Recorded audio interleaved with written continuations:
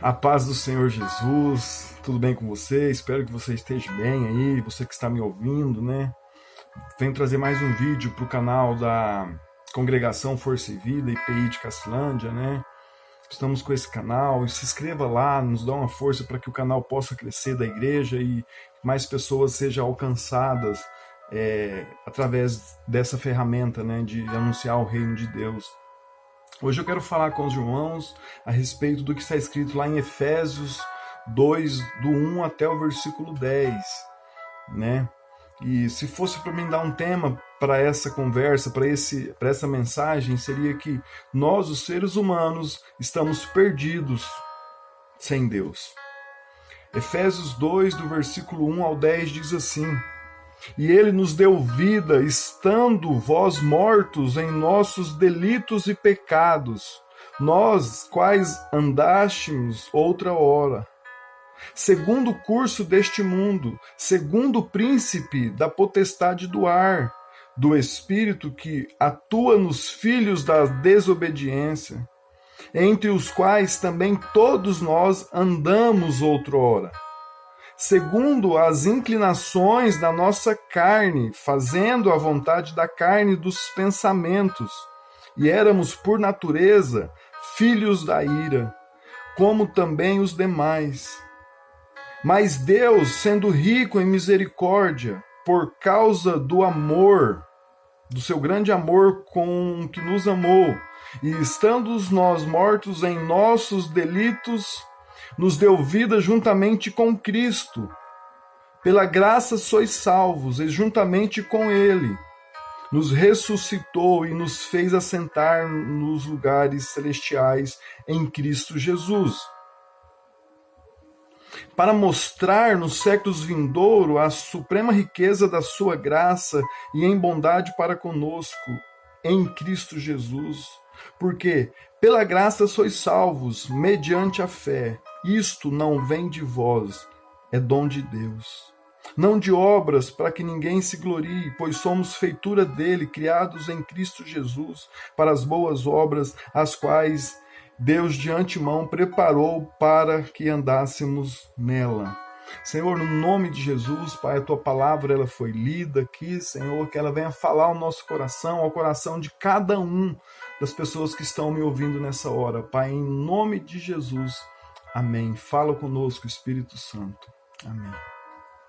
Meus irmãos, o apóstolo Paulo, ele escreve essa carta à igreja de Éfeso, 61 a 63 depois de Cristo. Enquanto Paulo estava preso em Roma, ele escreve essa carta. Éfeso era um centro comercial, era a terceira principal cidade do império, depois de Roma e de Alexandria. Capital da Ásia, era o centro de diversas práticas de magia e de cultos pagãos.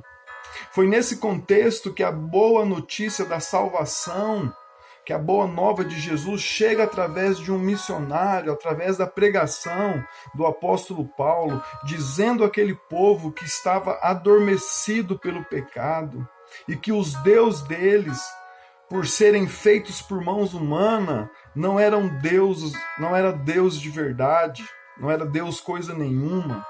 Foi nesse contexto que Paulo se posiciona e denuncia o pecado daquele povo. O primeiro capítulo de Efésios, Paulo fala a respeito das bênçãos de Deus, o qual inclui o universo todo e se estende de eternidade a eternidade. O capítulo 2 mostra a salvação na vida do seu povo através de uma ressurreição espiritual dos que creem em Jesus. A Bíblia, meus irmãos, nos diz que nós estávamos mortos em nossos delitos e pecado. Paulo volta agora para a nossa posição em Cristo. Nós fomos tirados da sepultura e conduzidos ao trono de Deus. Nós estávamos mortos em nossos delitos e pecado. Por isso estamos perdidos se não estivermos Jesus. Só através de Jesus nós temos a salvação. Eu quero falar do primeiro ponto, da obra do pecado em nós. O homem está morto, nós lemos no versículo 1. Estávamos vivos para a atração do pecado, mas mortos para Deus. O homem era incapaz de entender e apreciar as coisas espirituais. Ele não possui vida espiritual e ele não pode fazer nada para que possa agradar a Deus. Assim como uma pessoa morta fisicamente, ela não responde aos estímulos físicos, assim também uma pessoa morta espiritualmente é incapaz de responder aos estímulos espirituais. Um cadáver não vê, um cadáver não ouve, um cadáver não sente, não tem fome, não tem sede, porque está morto.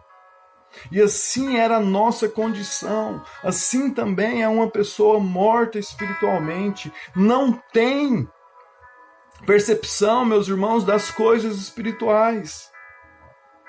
A causa da morte são os delitos e pecados. Os delitos é de dar um passo em falso, o pecado é errar o alvo. O salário do pecado é a morte, está em Romanos 6:23. O salário para quem vive em pecado é a morte.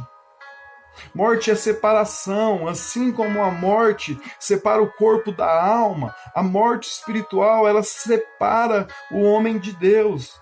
Em Isaías 59:2 diz assim: eis que a mão do Senhor não está encolhida para que não possa salvar, nem agravado o seu ouvido para que não possa ouvir, mas as vossas iniquidades fazem separação entre vós e o vosso Deus.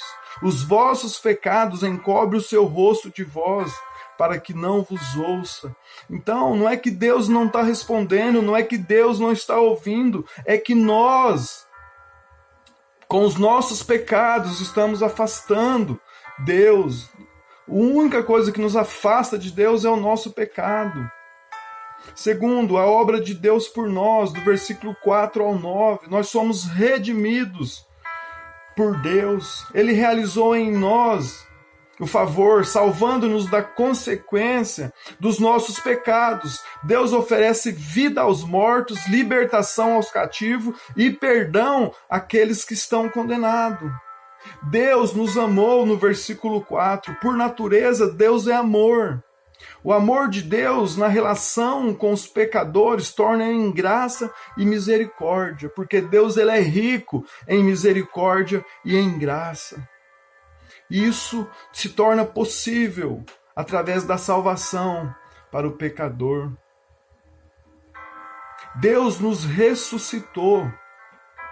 Deus nos tirou da sepultura, no versículo 5. Que o pecado havia colocado eu e você. Deus realizou uma poderosa ressurreição espiritual na minha e na sua vida, pelo poder do Espírito Santo. Quando cremos em Cristo, passamos da morte para a vida.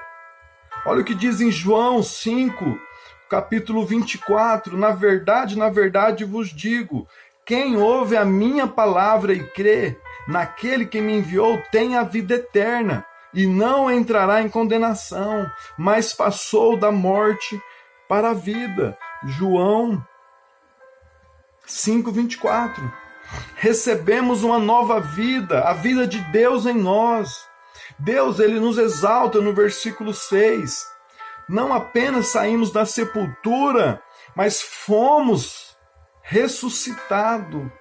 E também exaltado, porque estamos unidos com Cristo, também somos exaltados com Ele. Deus nos guarda. Deus nos guardou no versículo 7 ao versículo 9. O último propósito de Deus para a nossa salvação é que por toda a eternidade a igreja possa glorificar a graça de Deus. O alvo principal de Deus de nos salvar é a sua própria glória. A salvação não pode ser pelas obras, porque a obra da salvação já foi plenamente realizada na cruz do Calvário.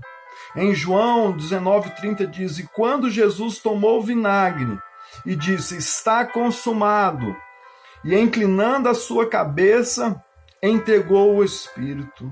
Jesus se entregou na cruz por amor. por amor à minha vida, por amor à sua vida. Jesus, ele nos amou primeiro. Não há nada que eu e você possa fazer. Nada podemos acrescentar, mais nada. A obra completa de Jesus Cristo na cruz. Terceiro, a obra de Deus em nós. Nós somos feitura de Deus, criados em Cristo Jesus. Isso significa que Deus ainda está trabalhando em nós. Deus não terminou de escrever o último capítulo da sua vida. Deus está esculpindo em nós o caráter de Jesus Cristo pelo Espírito Santo. Olha o que diz em 2 Coríntios 3,18, diz assim: mas todos nós, com o rosto descoberto, refletindo como um espelho a glória do Senhor, somos transformados de glória em glória na mesma imagem, como pelo Espírito Santo. 2 Coríntios 3,18. O que Deus usa para transformar a minha e a sua vida é a palavra de Deus. Conhecereis a verdade e a verdade vos libertará. João 8,32. Deus, ele está trabalhando em nós. E a conversão não é o fim da obra, mas é o começo da obra. A partir de que você se entrega para Jesus, aí que está começando a transformação na sua vida. Deus, ele trabalha em nós. Antes de trabalhar através de nós, Deus está tratando com você. Talvez você ache que está difícil, que Deus está demorando, que Deus não te ouve. Deus não te olha. Deus, ele está trabalhando no seu caráter para depois trabalhar através de você.